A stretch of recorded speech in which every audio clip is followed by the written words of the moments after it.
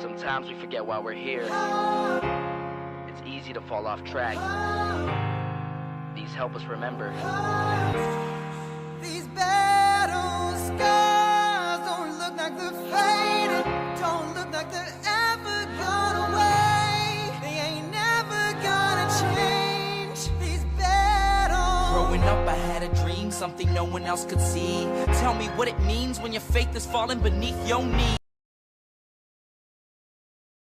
Everything you see reminds you of what you're not or something you won't be. You gotta take what you're given, that's how we live it. Don't be mad at the system, it's simply how we've existed. I hear a lot of people talking like they politicians and choose to be an accountant because it's safe in a business. Not because they wanna do it, just because they heard it pays. And who the fuck wants to be poor knowing that's how we've been raised? Society is getting heavy, I can feel the weight. The pressure of success is like 100 million pounds of shame. And that's the reason I'm staying up late, trying to find a way to escape the stereotypes. This day and age is making me feel like the only way I'll be happy is getting signed to a label and making money through rapping. I wanna share my emotion because this world is attacking the very principle of life that lets the people be happy. If you don't have a reason to breathe, why even live? These battle scars are impressions of everything that it is. Don't look like they're faded, don't look like they're ever gone away. They ain't never gonna change. These battle scars don't look like they're faded, don't look like they're ever gone away. They ain't never gonna change. These battles. If I had a voice that reached 100 million people, I'd tell them there's a reason that we're all created equal. Cause some decide to be great and some decide a sequel to an average person's life is simply what they want to be. So you make your decision, all I know is what I'm given. Won't define the life I lead or the way I dwell in existence. I've seen a greater image on the walls of where I'm living, and the words twisted and scripted remind me of something written. Faith is a gift that is given down to the people. If one believes it, one receives it. It's given if it is needed. Don't ever think you're trapped in a life that you never wanted. Your options are infinite, that's some mathematical logic. I'm not saying I'm a prophet, I'm speaking for what it's worth. These lyrics define my prayers and these battle scars on my church. Not saying I'm a prophet, I'm speaking for what it's worth. These lyrics define my prayers, these battle scars on my church. Don't look like they're faded, don't look like they're ever gone away. They ain't never gonna change. These battle scars don't look like they're faded, don't look like they're ever gone away. They ain't never gonna change. These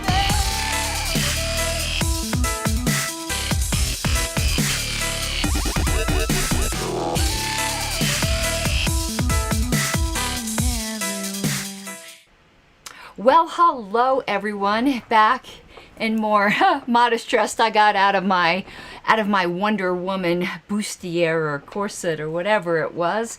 I figured that was appropriate for the last rant, but here I am. I'm doing so good. I probably shouldn't say that because it's jinxing myself. I promised you guys every Friday some kind of historical content.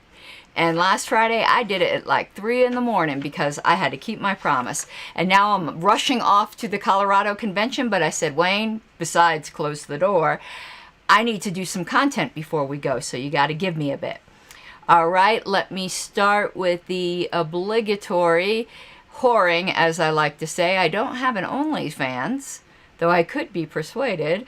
I do have a Patreon, so if you enjoy this kind of content, up above here is the linkage. You would make me very, very happy, particularly after the rant earlier today where I joke and I take things lightly, like at least outwardly, but I'd be lying if I said it didn't bother me. These bitches do bother me. And you could make me happy and get even with them at the same time with just for the low cost of as little as $1 a month. But I would really appreciate it, all half joking aside. Now, I am on my way to the Colorado convention, so this is not going to be a long episode. As usual, it is audience participation. I love your comments. That's what keeps me going. There were some wonderful comments last time. Really made me smile. I can hear those birds screaming. I hope you can't. All right, so we are only going through the political perspective portion of the May-June 1973 LP News. But before we get to that, I do have something I need to somewhat rant about. I was going to do a separate episode on it, but I might as well just throw it in here. Starchild brought something to my attention, and I do need to take some personal responsibility here. I am on the APRC, which means that I review content that gets put out by the party, including LP News. And I'm normally really good about catching problematic content. But apparently, I skipped a page. Because in the December I almost said 1973. In the December issue of LP News, apparently an editorial went out that claimed anarchists weren't libertarians. Excuse me? So if you're following the LNC list, you will see that I put up a post saying, yeah, a retraction is needed. And there's been some pushback saying it was an op-ed, and that's opinion by its nature, and you don't do retractions to opinions. And I'm like, but no, I respectfully disagree. Everything that's in LP News, even if it might be an opinion, the opinion should be of things that are of actual dispute in the party, not claiming certain people's beliefs are not libertarian beliefs. And I said, what if we accidentally let slide that people that were allies of trans people weren't actual libertarians? Would we be so blasé about that, or would we post a retraction? I think we would post a retraction. So I don't know what we're going to do about it. I am partially responsible for not catching it, but now I'm going to be part of the solution. I offered to write another op-ed piece in rebuttal, I guess. But I think something official needs to be put out by the party, apologizing for that. Imagine if it was any other group. I guess it's just okay to shit on anarchists. Anyway, let's now to the political perspective of the May-June 73 LP News. And you'll see I've got something fancy. Check this out. Next, I've got, look, a camera up so that you could see more of my studio, but you could also see the mess over there. Sorry, ignore that. That mess over there is, I'm in the basement. That is the door to the furnace room. I need to close it for one thing. Wayne, close the furnace door. No, but I need to paint it as well, and I'm going to put some Liberty stuff up there. I got some decor. You see the nice banner that was given to me by the kind folks in Wisconsin. You also see my my Liberty Rooster and Lady Liberty. So I've got all kinds of stuff here. I'm going to be putting up another camera over there, but ain't that fancy? Let's get started with the political perspective, which is up on the screen. All right. It is Chapter 11, The New Conservatism. I haven't read this at all, so this is going to be new to me. And these, I'm going to do some female bitching here for a minute. I'm wearing, obviously I wear my false eyelashes, and they're a bit too long, so when I have my glasses on, they're kind of like pushing up against the lenses. I know, first world female problems, but so I need to like put my glasses out a little bit like this so that my eyelashes, I dropped my paper. All right, continuing. I need some dew. Alrighty. There is a great deal of ballyhoo. That's not a word you hear often. Hey, David Davis. He asked, I'm going to add this. I'm sorry, you guys never know who I'm reacting to. No, I haven't actually. This has all always been here. Oh, the banner. He says, I was talking about the banner. Yes, this banner was given to me, isn't this cool, by the people at the Libertarian Party of Wisconsin had this made for me. And I just think it is so cool. So yeah, I'll be using this quite a bit. But as well as some other things. But yes, I did add that to the studio. Thank you for noticing. I was like so thrilled to get that gift. It was like, it tickled me pinker. It tickled me pinker. Okay. Alrighty. There is a great deal of ballyhoo these days about the renaissance of a conservatism, or the squaring of America. God, these eyelashes are bothering the hell out of me. A growing public rejection of liberalism and an accompanying return to traditional values. Okay? Indeed, it is becoming almost in to be a conservative. Intellectuals from Herman Kahn to Daniel Moynihan, Irving Kristol to Norman Podhoretz are suddenly proclaiming their disillusionment with the left and their newfound admiration, or at least respect, for the middle/right. In the past few months, there have been major newspaper articles in the LA Times and Denver Post, and in other papers which pick up material from the Post-Times Syndicate on the new intellectual respectability of conservatism. U.S. News and Intellectual Digest have carried interviews with Herman Kahn on this subject, and the National Observer devoted the front page of its March 10th issue to this topic. Might be interesting to see those articles, wouldn't it? Because these things are so cyclical. Can't you see this coming around again, where it's now almost the counterculture to be conservative? I'm not advocating for any of that, but I'm just saying it used to be, now with wokeism being the new orthodoxy, it's almost now, revolutionary and, rebellious to be not woke, I guess. So apparently, the counter-revolution is here. Americans are finally reacting to the excesses of New Deal liberal philosophy, which reached, we hope, its logical conclusion in the McGovern campaign. Your hope, David, was misplaced, because there are no brakes on this thing. There is no conclusion to New Deal insanity. The question is, how does this affect us? Is this a development to be hailed or damned? I lost my spot. Oh, here we go.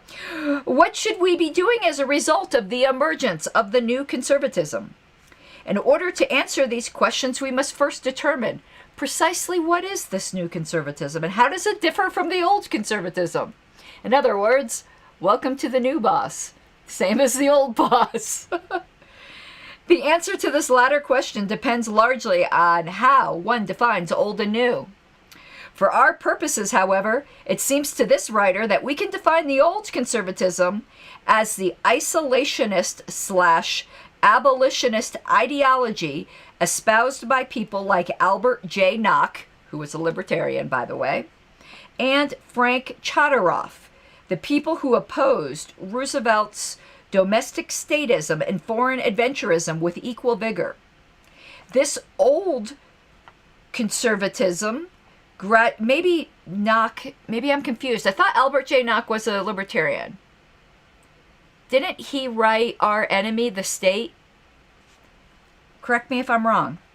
Okay, this old conservatism gradually fell from favor during World War II and the Cold War era that followed.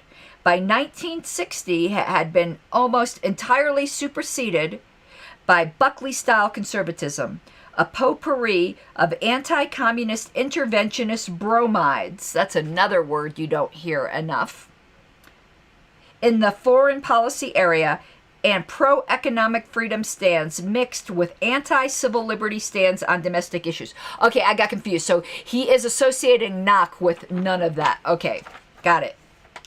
This new conservatism carried within it a terrible contradiction, namely the conflict between the theoretical devotion to freedom, at least in the economic sphere, and the gut anti-communism. Unfortunately, so in other words, I'm reading between the lines, what he's saying is almost there was a kind of woke anti-communism to the new conservatism. They hated communism more than they loved freedom.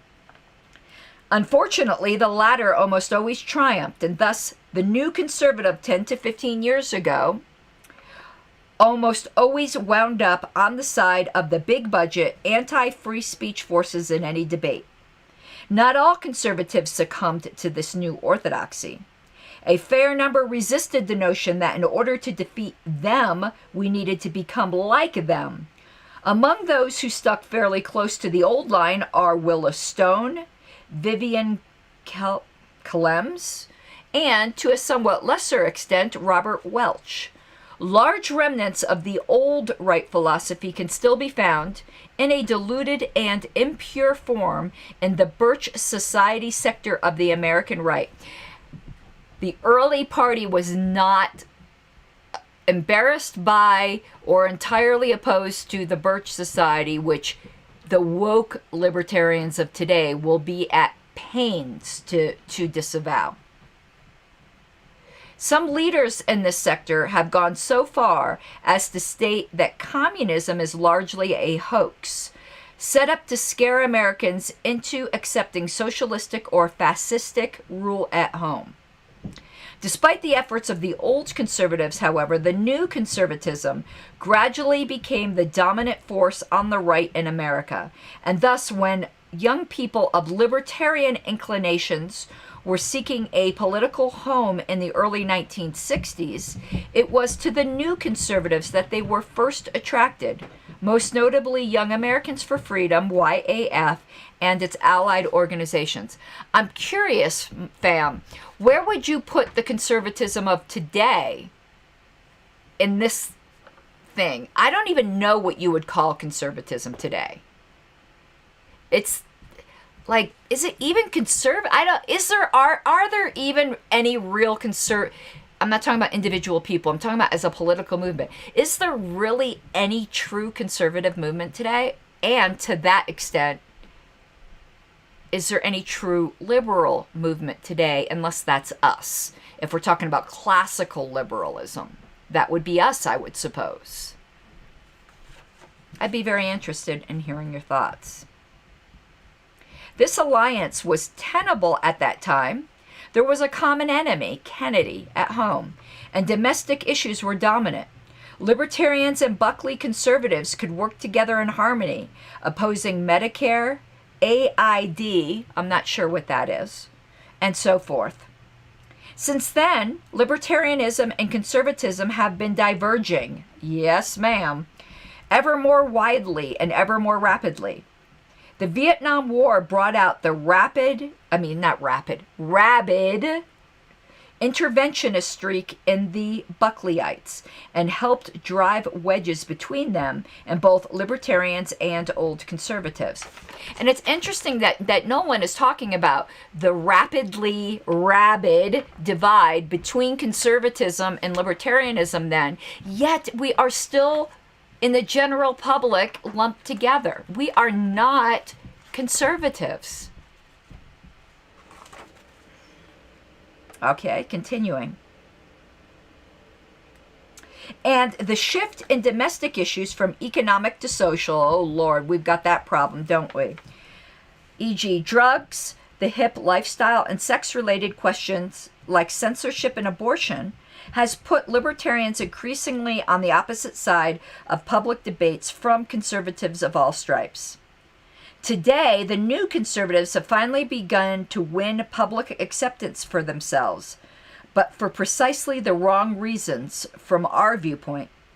They're winning support, not for their economic views with which we largely agree, but for their social stands. What's even worse, they seem to be willing to abandon or largely soft pedal their economic views in order to get supports for their social stands. Until somewhat recently, I think that had remained the conservatism up through maybe the Trump era. Both sides became much more about social views than about their economic views. And let me put this up here. I think you're correct, David. AID was Agency for International Development. That sounds right. I was just curious. Nowadays, you wouldn't see that abbreviation just because of the association, like with AIDS, and people would freak out. So that's obviously an older acronym, but I think you're correct on that. In sum, the new conservatism that is gaining acceptance seems to be a sort of, oh, I love this term, crew-cut New Deal liberalism. That is like the mental picture that gives with me. David Nolan really could paint a word picture, that's for sure. Welfare is okay as long as everyone dresses neatly, goes to church, eschews marijuana, and respects their elders. Ain't that... That is the conservatism that was in vogue when I was a registered Republican. Now, for those of you who don't know, because I could just hear the... I never really was a real Republican. I was a rhino, if even that, because I was so apolitical. I don't know if you could really call me anything, but my family, I grew up as a Democrat. My family was very Democrat. But when I became a Christian at the age of 29, I was converted to a very fundamentalistic sect in which at the time you accepted Christ, you also accepted the Republican Party. That's just how it was. Everyone in my church was a Republican. I changed my voter registration, but I still never really cared about politics except for abortion. But that was it. So I don't know if I ever even really was like a Republican in philosophy, but I was a registered Republican for about 20 years. But I hardly ever voted. Like, it just wasn't a thing for me. Politics wasn't really much of a thing. And the abortion issue really wasn't even a political thing for me. It was more of a moral church thing. All right, continuing. Accepting the welfare state as a given in the hopes of salvaging their social prejudices. And that's true today. You will never hear conservatives today say, get rid of Social Security. That's a sacred elephant. They've completely sold their principles. Needless to say, this is not a good development from our viewpoint. It means that a lot of things are not likely to get better under a conservative administration, if we ever get one, and that it will now be harder to recruit conservatives to our ranks, since they may now get what they want without our cooperation. Looking on the bright side, however, this development will make it easier for us to achieve recognition as a force distinct from conservatism. Wish we got that. It will also make it easier for us to reach disgruntled liberals, those who recognize the failure of liberalism but can't stomach the new conservatism. What should our strategy and tactics be? In this writer's opinion, the rise of the new conservatism dictates that we change our strategy from one that is essentially, let's go to the next page, right-oriented, to one of concentrating on the middle, the left, and the uncommitted. We aren't going to be able to out Buckley or out Agnew, so we might as well not try.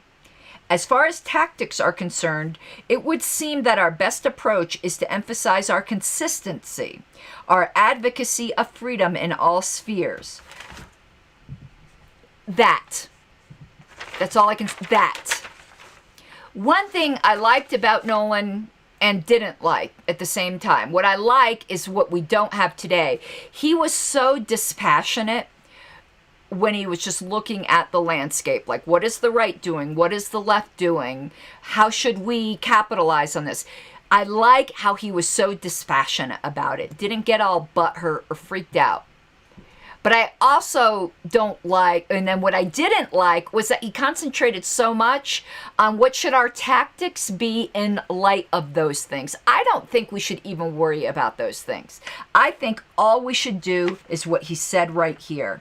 Our advocacy of freedom in all spheres. Now, I liked his dispassionate analysis because we do not have that today. Today, we have libertarians who still carry some kind of torch for either conservatism, for the left or the right. That's why you have people calling themselves left and right libertarians. I think that's both bullshit. I don't want to do any of that. And so on one side, you got these who are, and it's mostly, for some reason, on the Prague side now. Funny, the Prags in 2008 used to be right libertarians. Isn't that funny? The Prags of the Portland Massacre era were Alicia Matson, Aaron Starr, the very who some people call Republican light, which they aren't. They are both libertarians, but I'm just saying. But the prags of today are like Adam Bates and Andy Craig, as far from conservatism as you can get. Isn't that funny? But the prags of today are so concerned with not being associated at all with anything right or conservative. When I don't think they should be worried about that. It's anyway, I just think that's funny the way that shifted. But the funny thing is, though, I'm going to continue, is I don't get how these new moderates, prags, whatever, like they're so concerned with not being quote unquote right libertarian, but all the retreads they're promoting for our candidates are all from the Republican Party. You would think they would be like really hot for bringing in Tulsi Gabbard or something, but meanwhile they had Bill fucking Weld, ex-Republican, barely, still with the stench of the Republican Party, and went back to like a dog returns to his vomit. And now, who's their guy now? Justin Amash. Now, I like Justin. I'm not saying this to do any whatever. He's a libertarian. But again, came from the Republican Party. I think they have an identity crisis, these people. You'd think they would be actively recruiting some people who are former Democrats, wouldn't you think? Or Greens, former Greens. Okay, let's face it. This is what makes us unique, and it is basically the only thing we have to offer. Exactly! That is the only thing we have to offer. If someone is interested only in some kinds of freedom and is even opposed to other kinds of freedom, he or she isn't much of a prospect for us. Now, I'm seeing some lag on my end. I hope my internet's not lagging. I hope it's not lagging for you. In comments, let me know. It's really lagging here. My video is. Let me try switching my video, because maybe it's that other screen. Let me try switching to the main camera switcher. Huh. Why won't it do that one? This is really weird. I'm learning something new about my program. Okay, you guys are going to have to let me know if there's a lag. And I'll have to figure out how to switch cameras on this little whoosy who screen here. That is very interesting that it won't let me. Yay! I figured it out, but it's still a little laggy, but we'll see. But I'm glad I figured that out. But what's interesting here is that he admits that some people just aren't a prospect for us. Today, we seem to have a real hard time accepting that there's some people that the soccer moms in Peoria just aren't a prospect for us. Deal with it. For years, liberals and conservatives have been getting elected by saying to people, vote for me. If I'm elected, I'll screw all of those other guys for your benefit. I'll outlaw the things you don't like and take others people's money and spend it on the things you want. Ain't that the truth? And for years, people have been buying this line. At last, however, they've begun to catch on that a lot of the time they're the ones getting shafted. That left minus right does indeed equal zero. Ooh, that's a great line, isn't it? Our only hope is to appeal to people on a completely different basis. To say, look, if you elect us, we won't screw anybody for your benefit, but we won't screw you for anyone else's benefit either. All we have to offer is freedom. All we can hope for is that people have reached the point where they would rather gain freedom for themselves than take more freedom away from others in all areas, civil and economic. If we have reached that point, then libertarianism is indeed an idea whose time has come, an idea which cannot be stopped. If, on the other hand, the bulk of humanity would rather oppress others than free itself, there is nothing we can do. That is a very sobering thought, don't you think? I think that is. And I really wish you guys would let me know in chat if I'm laggy on your end, because it is so laggy here. But, right, there's nothing we can do if people care more about taking freedom away from others, that would rather risk that. There's just nothing we can do. This reminds me, that's a really sobering thought. It reminds me of something I had said before that bothers me about the current state of politics.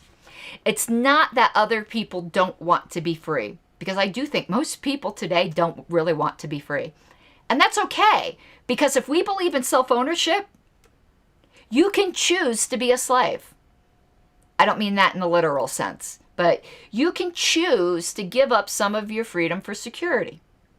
But the problem today isn't that others hate freedom or don't want freedom. It's that they not only don't want to be free, they don't want you to be free either. That is indeed the problem. So I'm now getting ready to go to the Colorado convention. I am so distracted by how laggy the video is here on my end. I guess I'll find out whether it was laggy on yours. So I have to be going. I am going to be doing a lot of vlogging at the Colorado convention. I figured since it's my convention, I could give a lot of inside baseball. And I hope you guys enjoy that. I got this cool little like iPhone video rig, and let's see how it goes. Unless I just get too all up in my feels and just too distracted, because I've been miserable in the state party now for 2 years, since 2019, and we didn't really have elections in 2020. So this convention's going to determine whether I basically am not involved in the state party for another year. Thank you, Michael, for letting me know it's laggy. I have no idea why. My internet connection's probably a little bad. I apologize. Nothing I can do. But good night, everyone, and I'll be seeing you soon. Love you much. You gotta take what you're given, that's how we live it. Don't be mad at the system, it's simply how we've existed. I hear a lot of people talking like they politicians and choose to be an accountant because it's safe in a